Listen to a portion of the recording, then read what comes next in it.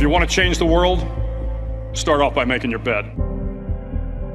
If you make your bed every morning, you will have accomplished the first task of the day. It will give you a small sense of pride, and it will encourage you to do another task, and another, and another. And by the end of the day, that one task completed will have turned into many tasks completed. Making your bed will also reinforce the fact that the little things in life matter. If you can't do the little things right, you'll never be able to do the big things right. And if by chance you have a miserable day, you will come home to a bed that is made, that you made. And a made bed gives you encouragement that tomorrow will be better. To pass SEAL training, there are a series of long swims that must be completed. One is the night swim. Before the swim, the instructors joyfully brief the students on all the species of sharks that inhabit the waters off San Clemente. They assure you, however, that no student has ever been eaten by a shark, at least not that they can remember. But you are also taught that if a shark begins to circle your position, stand your ground. Do not swim away. Do not act afraid. And if the shark, hungry for a midnight snack, darts towards you, then summons up all your strength and punch him in the snout, and he will turn and swim away. There are a lot of sharks in the world. If you hope to complete the swim, you will have to deal with them. So if you want to change the world, don't back down from the sharks.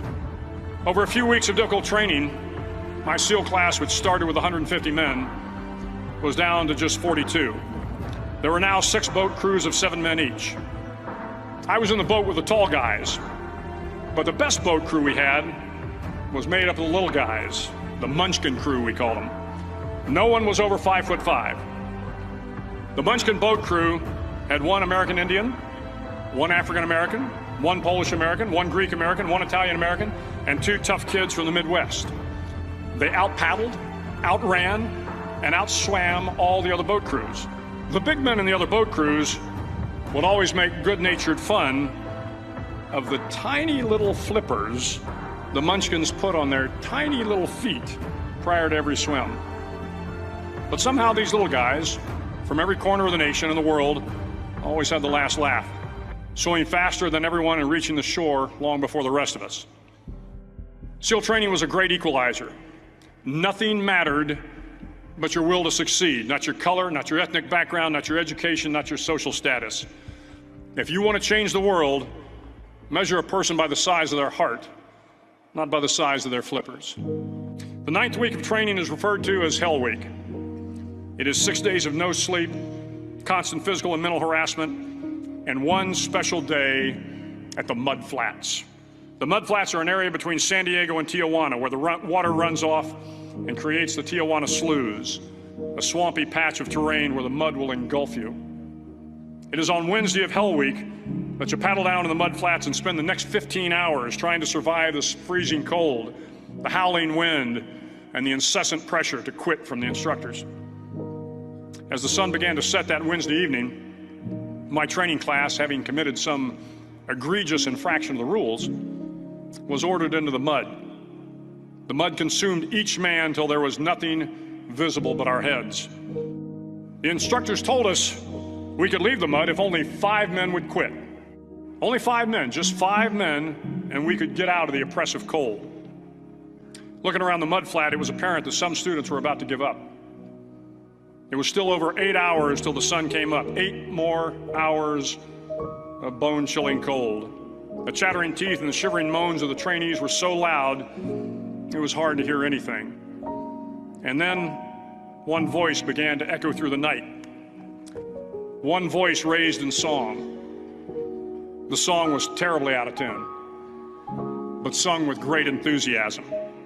One voice became 2, and 2 became 3, and before long, everyone in the class was singing.